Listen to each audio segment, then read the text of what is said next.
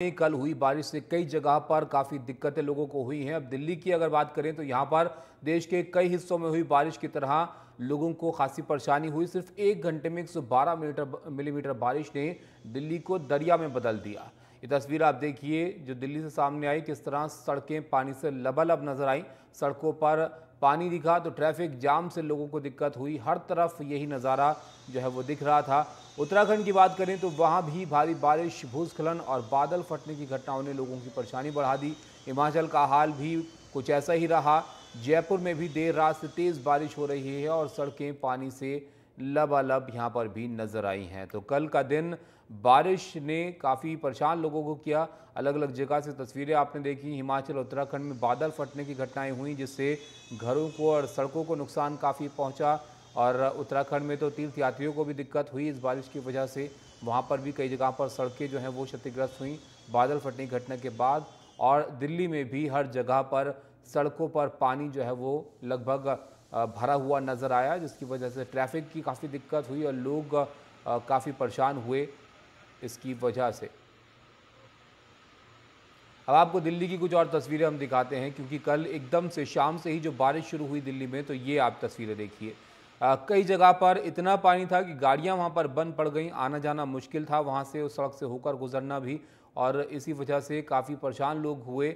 और ये कई जगह पर ऐसी स्थिति थी, ऐसा नहीं कि किसी एक दो क्षेत्रों में ही पानी जो है वो भरा हो। आप अगर गुजर रहे थे कल दिल्ली में कहीं से भी, तो जाम से आपको 2-4 वहाँ पर होना पड़ेगा, क्योंकि पानी इतना था सड़कों पर कि गाड़ियाँ जो हैं वहाँ पर फंस रही थीं। तो तस्वीरें हम आपको लगातार दिखा रहे हैं अलग अलग जगहों की, दिल्ली में कैसी स्थिति जो है वो रही थी। हमारी सहयोगी मानसी हमारे साथ जुड़ रही हैं, उनके पास चलते हैं, अभी की स्थिति थोड़ा जानते हैं कि क्या हालात जो है वो फिलहाल यहाँ पर बने हुए नज़र आ रहे हैं। मानसी, आप कहाँ पर हैं बताइए, और क्या स्थिति फिलहाल वहाँ पर है? जी ताबिश, मैं इस समय दिल्ली के गाज़ीपुर इलाके में हूँ। गाज़ीपुर की ये खोड़ा कॉलोनी है और फ़िलहाल तो यहाँ पर कोई बरसात नहीं है, लेकिन बीती रात जब यहाँ पर बरसात हुई तो बरसात के बाद ये जो ठीक यहाँ पे जो ये नाला आप देख रहे हैं, ये नाला मैं दिखाऊंगी आपको। ये नाला जो है पूरी तरीके से भर गया था, यहाँ पानी भर गया था। और यहाँ पर बीती रात एक दर्दनाक हादसा हुआ है, जहाँ 23 साल की एक महिला और उसके 3 साल के बच्चे की इस नाले में डूबने की वजह से मौत हो गई है। वो उधर अगर मैं आपको इलाका दिखाऊं तो वो वाला जो इलाका है, उस इलाके में यहाँ पर महिला डूबी थी। उसके बाद यहाँ पे सर्च ऑपरेशन और रेस्क्यू ऑपरेशन चलाया गया, जिसके बाद कड़ी मशक्क़त के बाद करीब 2.5 से 3 घंटे ये रेस्क्यू ऑपरेशन चला है। और रेस्क्यू ऑपरेशन चलने के बाद महिला का शव जो है वो घटना स्थल से करीब 1.5 किलोमीटर, माफ़ कीजिएगा, आधा और 1 किलोमीटर के बीच में उसका शव जो है बरामद किया गया। और परिवार वालों का भी ये कहना है कि यहाँ पर हर बार बारिश के समय पे ऐसी स्थिति पैदा हो जाती है, जिसके बाद लोगों को काफ़ी ज़्यादा परेशानियों का सामना करना पड़ता है। अक्सर ये नाला जो है ये पूरी तरीके से भर जाता है। और इससे पहले भी यहाँ पर इस तरीके के हादसे हुए हैं कि नाले में कोई बाइक चलती हुई आई, वो गिर गई। और बताया जा रहा है कि कई मवेशी भी इस नाले में पहले गिर चुके हैं और ये हादसे यहाँ पर लगातार होते रहे हैं। लेकिन कल जो हादसा हुआ है, 23 साल की तनुजा बिष्ट की यहाँ पर मौत हुई है और उनके 3 साल का बेटा भी इस नाले में डूबने की वजह से उनकी मौत हुई है। और अभी हमने उनके परिवार वालों से भी बात की। परिवार वालों का ये कहना है कि रेस्क्यू ऑपरेशन अगर समय पे चला होता और थोड़ा जल्दी अगर काम होता तो शायद उन दोनों की जान बच सकती थी। लेकिन जब शव बरामद किया गया, जब बॉडी बरामद की गई, उसके बाद उन्हें अस्पताल में, आसपास काफ़ी गंदगी भी है, इसको लेकर कोई शिकायत इनकी तरफ से की गई थी? अब किसी कार्रवाई की भी कोई बात हो रही है वहाँ पर, जिन लोगों की लापरवाही यहाँ पर रही? जी बिल्कुल जी ताबिश, मैंने यहाँ पर स्थानीय लोगों से भी हमने बात की। स्थानीय लोगों का ये कहना है कि यहाँ पर हमेशा से ही ऐसी स्थितियाँ जो है वो पैदा होती रहती हैं और हर बार बरसात में ही होता है। और ये नाला जो है इसमें काम चल रहा है और पिछले 2.5 से 3 महीने से ये नाला खुला हुआ है, लेकिन बरसात के समय में ये पूरी तरीके से भर जाता है। सर, आप यहीं के हैं? कब ये नाला क्या अक्सर यहाँ पर इतना भरा रहता है बरसात? हाँ, इतना भरा। कैसी समस्याएं होती हैं? ये बरसात में बहुत होता है, काफ़ी पानी भरा रहता है। तो पहले भी ऐसी घटनाएं हुई हैं? पहले भी ये कि नाला पहली बार ये खोला हुआ है। ठीक है। और ऐसी ये जो कल घटना हुई तो इसकी जानकारी आप लोगों को मिली, उसके बाद कोई रेस्क्यू ऑपरेशन जब यहाँ पे चलाया गया उसके बाद? रात के 11 बजे चला है। 2.5 महीने से यहाँ पर काम जारी था नाले का। ये यहाँ तक इन्होंने डीडीए वाले बना रहे हैं, आगे एमसीडी बना रहे हैं। ये एमसीडी का इलाका है, उधर डीडीए का इलाका है। अच्छा, और ये मुझे बताइए कि कल जब ये हादसा हुआ तो उसके बाद यहाँ पर क्या स्थिति थी? पानी धीरे धीरे कम हुआ है और बाकी पुलिस ने इसकी शिकायत आपने पहले की है कभी? देखिए, हमने कई बार शिकायत की है, लेकिन क्या है कि हमारा प्रशासन काम नहीं करने को राजी नहीं है।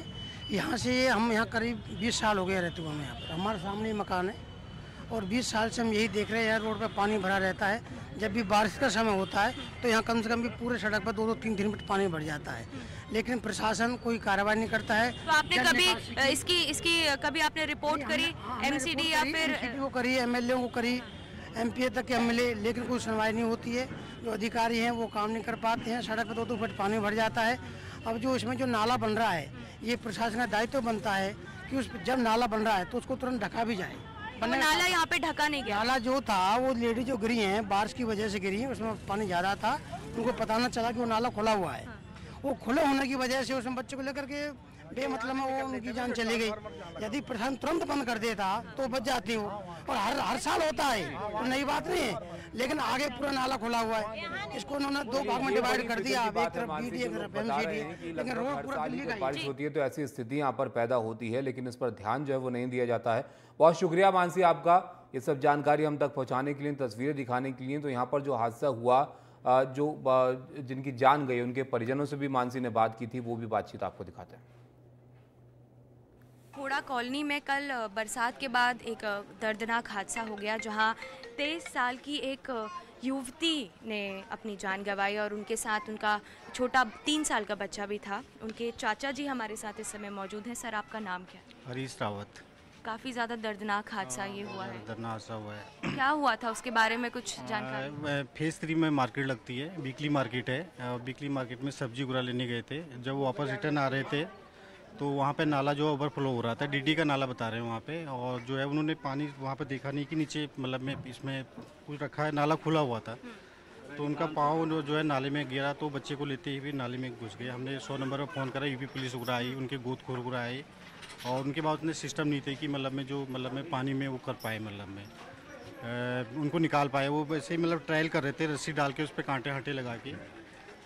2-3 घंटे बाद जो है बॉडी हमें जहाँ पे वो गिरे थे उससे आधा किलोमीटर दूर जाके मिली है। मतलब तो मतलब ये आप कह रहे हैं कि जो रेस्क्यू ऑपरेशन है उनके पास पर्याप्त इक्विपमेंट नहीं थे? पर्याप्त इक्विपमेंट नहीं थे, लाइटें नहीं थी उनके पास, और उनके पास वो मतलब में ऐसे गोदखोर नहीं थे कि जो उसमें पानी में कूद के मतलब में कि उनको निकाल सके। मतलब में हादसे की जानकारी आपको कब हुई? 7:30 के आसपास हादसे की जानकारी मिली हमें कि मतलब में ऐसा हो गया कि वो नाले में जो है बह गई करके। मतलब में पानी जो है काफ़ी ओवरफ्लो था पानी, और पता नहीं चल रहा था कि यहाँ पे नाला है, और क्या कहते हैं इस पे नाला जो है खुला हुआ था। मतलब तो एम्बुलेंस कितनी देर बाद पहुँची है? कोई एम्बुलेंस नहीं आई थी, एक टैक्सी आई थी वहाँ पे। हमने टैक्सी वाले को हाथ दिया, हम तब बॉडी को जो है लाल बहादुर शास्त्री ले गए, डॉक्टर के पास ले गए कि मतलब शायद ही जिंदा होंगे करके। तो उन्होंने के बाद एम्बुलेंस वगैरह कोई अरेंजमेंट नहीं था। हम उधर से आ रहे थे तो एक टैक्सी आ रही थी, हमने उसको हाथ दिया तो बच्चे को भी उसमें हमने डाला। ये छोटा भाई है, इसने बच्चा को पकड़ रखा था। तो दोनों की बॉडी साथ में मिली? हाँ, दोनों की बॉडी साथ में मिली। बच्चा उन्होंने अपने हाथ से छोड़ा हुआ नहीं था। जब उन्होंने गोद मतलब में अननोन पर्सन थे, मतलब में कोई मोहम्मदन बच्चे थे, वो उन्होंने बोला हम निकाल देंगे। तो वो कूदे, उन्होंने रस्सी बांधी अपने, उन्होंने निकाले। तो उन्होंने बच्चा हाथ पे ही था, हाथ से तब बच्चा छूटा लेडी के। फिर वो बह के थोड़ा आगे निकल गया, फिर उन्होंने अपने पाँव से बच्चे को दबाया, फिर उन्होंने फिर दोबारा बच्चे को निकाला। मतलब तो आप कह रहे हैं कि रेस्क्यू ऑपरेशन की जो टीम आई थी उनको भी यहाँ पे स्थानीय लोगों की मदद लेनी पड़ी? हाँ, उनको भी स्थानीय लोगों की मदद लेनी पड़ी। उनके सिस्टम भी नहीं थे, लाइटें वगैरह नहीं थी। बाद में उनकी गाड़ी वगैरह आई तो उस पर लाइटें हटे थी, तो हमने बोला उनको तो जला दो कम से कम आप। तो आप यहीं रहते हैं सर? मैं मयूर फेज 3 में रहता हूँ। जी, धन्यवाद हमसे बात करने के लिए। तो ये एक दर्दनाक हादसा कल खोड़ा कॉलोनी में हुआ है, और मैं आपको बताऊं कि दिल्ली में बीते 4 दिन में ये दूसरा हादसा है। पहले भी ओल्ड राजेंद्र नगर में कोचिंग के बेसमेंट में पानी गिरने की वजह से 3 छात्रों की मौत हुई थी, और आज यहाँ खोड़ा कॉलोनी में बीती रात महिला और उसके बच्चे की मौत हुई है। दिल्ली के गाजीपुर से सहयोगी एसपी द्विवेदी के साथ मानसी जोशी, NDTV इंडिया।